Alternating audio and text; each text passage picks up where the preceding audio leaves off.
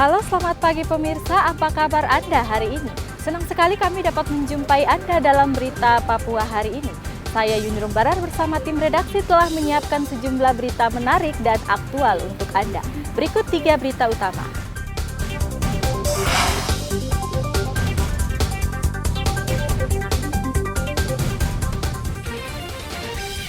Dihantam ombak, seorang nelayan di Merauke hilang saat mencari udang. Tidak bisa diangkut lewat jalur darat, harga bensin dan semen di Kabupaten Puncak mahal.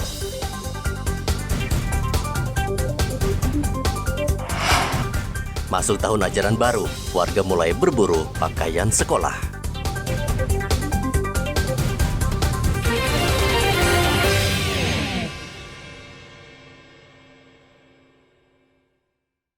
Kasihan.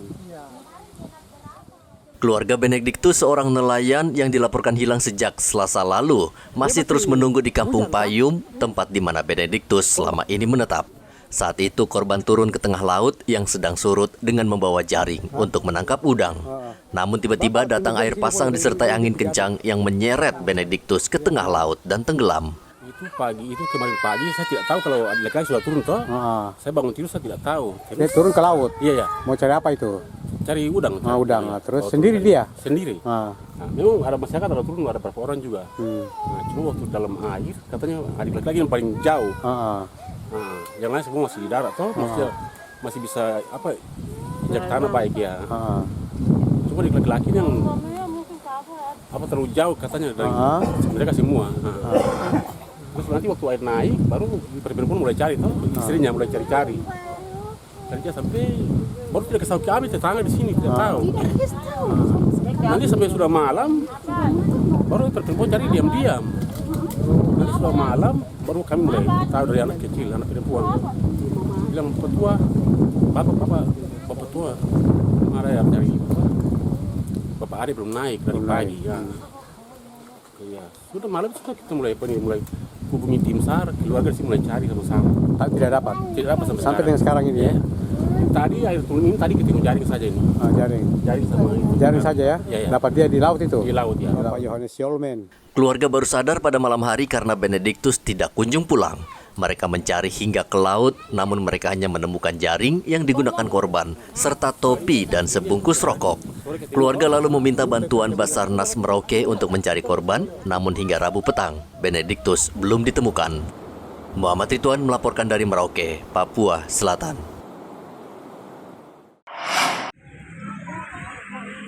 Biaya hidup sehari-hari di Kabupaten Puncak, Provinsi Papua Tengah tergolong mahal.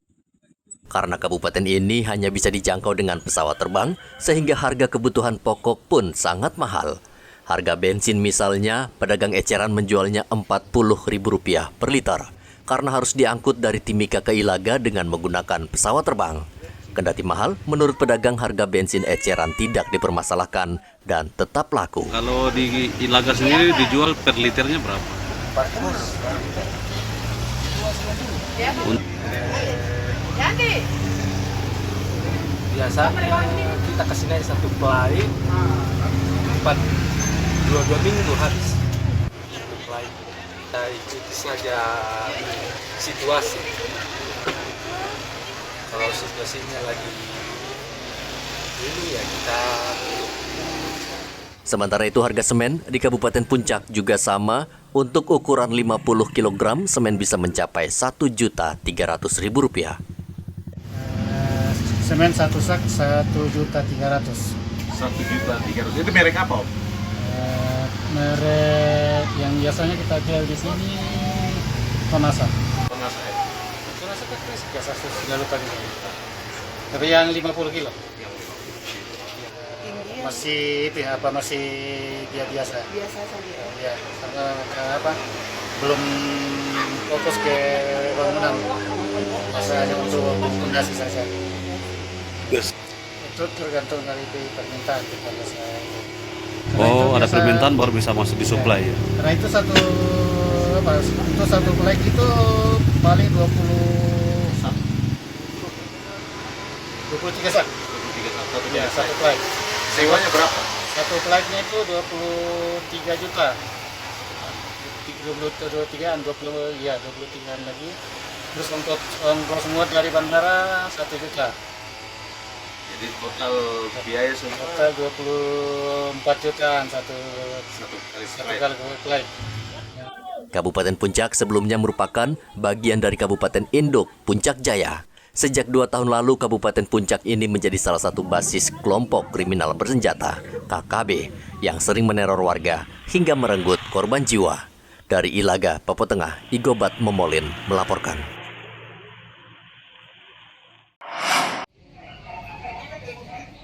Kemendagri Selasa lalu menunjuk Valentinus Sudaryanto Sumito sebagai penjabat Bupati Kabupaten Mimika, menggantikan Johannes Retop yang terseret dugaan kasus korupsi. Pelantikan Valentinus mendapat tanggapan dari Johannes Retop. Johannes mengatakan ia tetap melaksanakan tugasnya seperti biasa sebagai pelaksana tugas Bupati Mimika. Menurut dia, pelantikan Valentinus melanggar aturan karena kasus hukum yang menjeratnya belum berkekuatan hukum tetap. Saya hasil politik loh. Dipilih oleh masyarakat, bukan karena kebutuhan administrasi, bukan kebutuhan kepentingan orang-orang tertentu. Tidak bisa.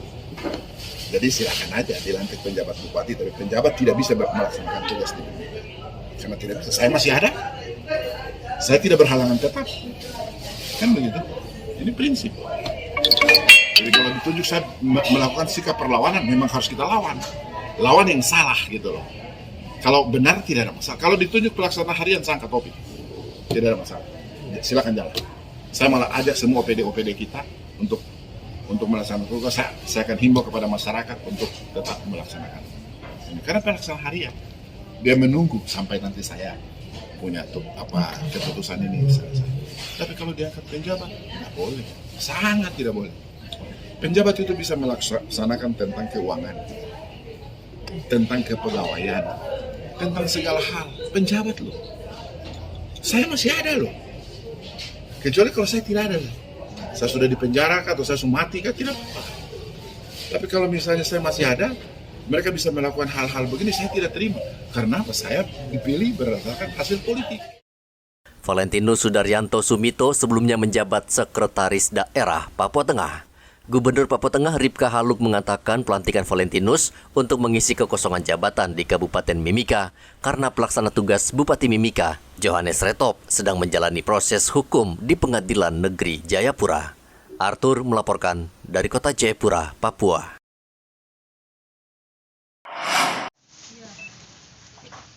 Sudah menjadi tradisi menjelang tahun ajaran baru, orang tua sibuk mencari seragam sekolah untuk anak-anak mereka.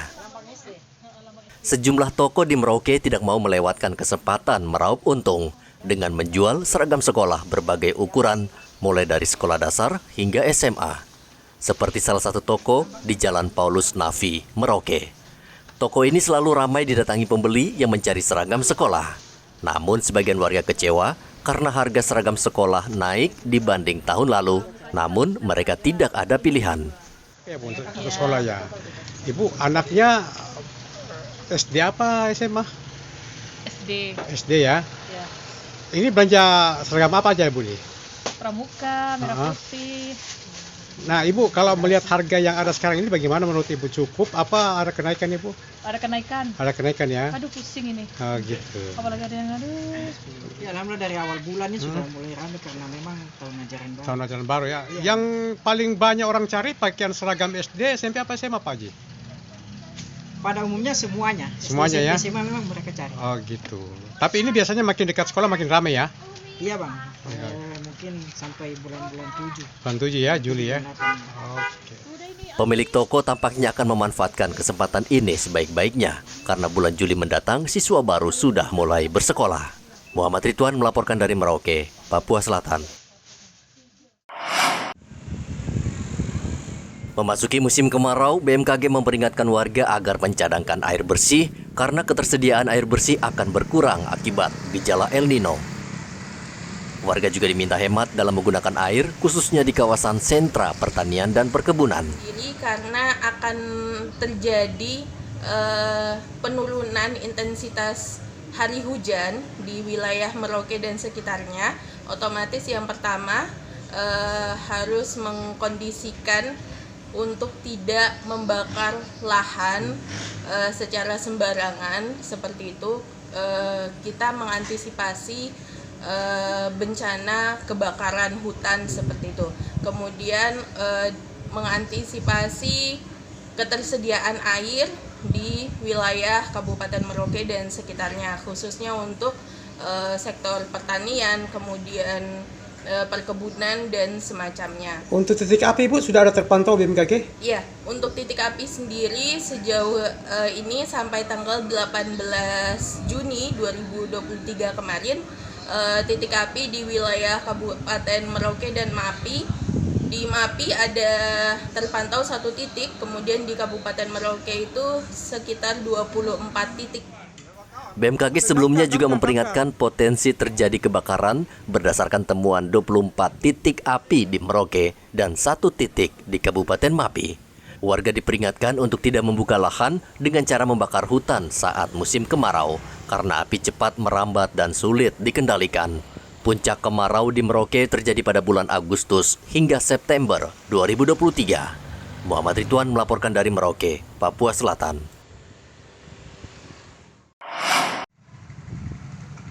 Kendati pandemi sudah mereda, namun kasus positif COVID-19 masih terjadi di sejumlah daerah, kendati sudah tidak membahayakan. Tidak mengherankan vaksinasi COVID-19 tidak lagi diminati warga.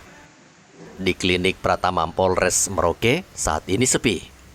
Sejak dibuka pukul 8 pagi hingga pukul 11 siang, tidak ada warga yang datang dan berminat untuk divaksin. Sampai saat ini untuk yang mendaftar peminatnya belum terlalu banyak. Mungkin satu karena kurangnya informasi ke masyarakat untuk informasi vaksinnya. Tapi sebenarnya kita sudah promosikan dari 2-3 hari lalu untuk pembukaan ketersediaan vaksin. Untuk hari Selasa ini kami buka dari jam 8 sampai selesai. Kita layani masyarakat yang belum vaksin. Vaksin 1, 2, 3. Nah, jenis vaksin yang kita pakai, jenis vaksinnya Sinopharm. Untuk ketersediaan vaksin kami datangkan untuk dosis 1, 2, 3 kami layani semuanya. Dosis vaksinnya kita sediakan 400 dosis. Untuk persyaratan vaksin, untuk vaksin 1, 2 itu lebih dari 18 tahun. Untuk vaksin 3, jenis vaksin 1, 2-nya Sinovac. Untuk program vaksinasi, Klinik Pratama sudah menyiapkan 400 dosis vaksin COVID-19. Jumlah tersebut tentu berlebih karena warga yang datang ke klinik tidak banyak. Muhammad Ridwan melaporkan dari Merauke, Papua Selatan. Sejumlah klinik kesehatan di Merauke saat ini belum memenuhi standar pelayanan kesehatan, antara lain belum dilengkapi peralatan yang memadai dan layak. Dalam sebuah seminar yang digelar di Merauke, Dinas Kesehatan Pemprov Papua Selatan berencana menertibkan klinik tidak berstandar dengan memberlakukan akreditasi, sehingga masyarakat bisa memberikan penilaian sebelum berobat.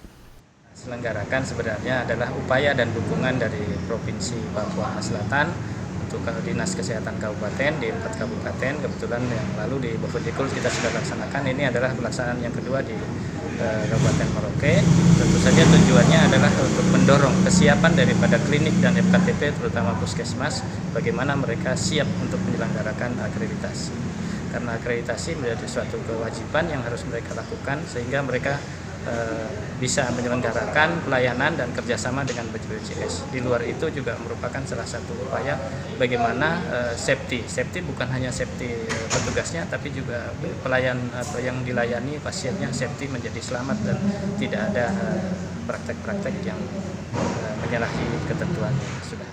Di Merauke saat ini tercatat ada 16 klinik dan sebagian besar sudah memenuhi standar pelayanan kesehatan. Namun harus diakui, peralatan yang digunakan belum memadai sehingga perlu diganti dengan yang lebih modern. Muhammad Ridwan melaporkan dari Merauke, Papua Selatan.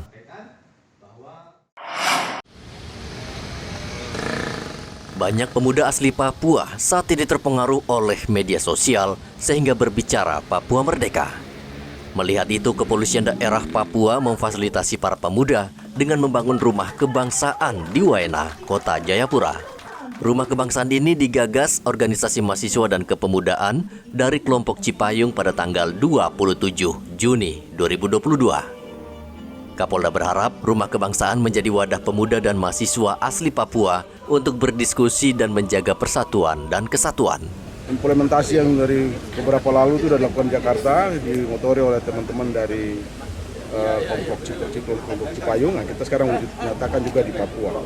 Nah, tempat ini tentunya kami berterima kasih karena ada salah satu tokoh nasional, tokoh Papua juga memberikan tempat untuk bagaimana di Papua ini bisa punya tempat yang sama seperti di Jakarta. Nah, tentunya nanti dari pihak Polda kita akan selalu berkoordinasi dengan Pak Max Ohe, bagaimana untuk menyiapkan tempat ini biar mudah-mudahan nanti secara bertahap, biar representatif semua OKP yang ada di tanah Papua, khususnya kita yang ada di Jayapura ini bisa memanfaatkan tempat ini untuk berdiskusi tentang hal-hal baik untuk tanah Papua ini.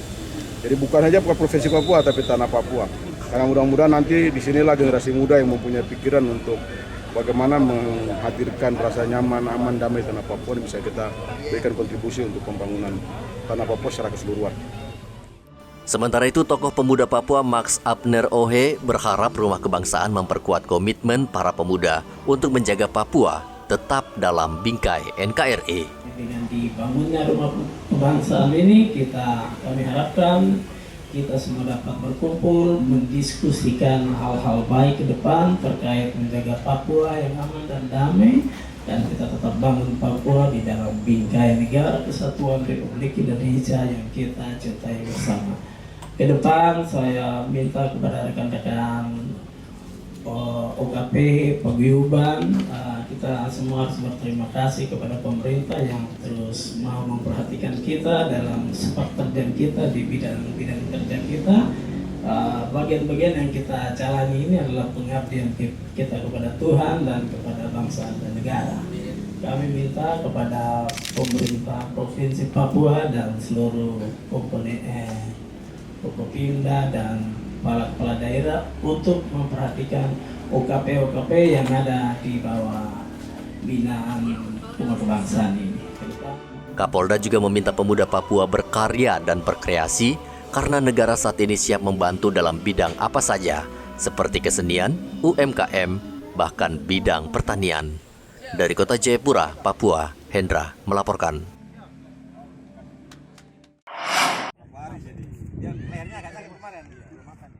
Penyu hijau merupakan jenis penyu yang saat ini populasinya kritis dan terancam punah. Ketiga ekor penyu hijau dilepas liarkan kembali ke habitatnya setelah disita Polres Raja Ampat dari kapal sabuk Nusantara 96 yang hendak menyelundupkan ke pihak tertentu. Polisi mengajak masyarakat ikut melestarikan dan melindungi hewan ini agar populasinya terjaga. Kami menghimbau kepada seluruh masyarakat, khususnya masyarakat Kabupaten Raja Ampat, untuk kita mendukung pelestarian hewan-hewan yang dilindungi, khususnya penyu, yang hari ini sudah kami pelepas liaran kembali hasil tangkapan di kapal sabuk Nusantara. Kami menghimbau kepada seluruh masyarakat untuk kita sama-sama menjaga kelestarian alam, kelestarian lingkungan, khususnya biota dan hewan-hewan laut yang sangat-sangat dilindungi karena keberadaan atau eksistensinya sangat dibutuhkan oleh ekosistem. Mungkin itu himbauan yang kami sampaikan kepada seluruh masyarakat Kabupaten Raja Ampat. Mari kita jaga dan kita lindungi bersama. Sekian. Sebaran penyu hijau bisa ditemukan hampir di seluruh Indonesia, terutama perairan dangkal. Umur hewan ini bisa mencapai 90 tahun, namun sayang populasi penyu hijau semakin berkurang karena kerap diburu dan dagingnya dikonsumsi. Topan melaporkan dari Raja Ampat, Papua Barat Daya. Informasi tadi sekaligus menutup jumpa kita dalam berita Papua hari ini. Saya Yuni Rumbarar beserta tim redaksi yang bertugas mengucapkan terima kasih atas perhatian Anda. Selamat pagi, sampai jumpa. Wanyambe.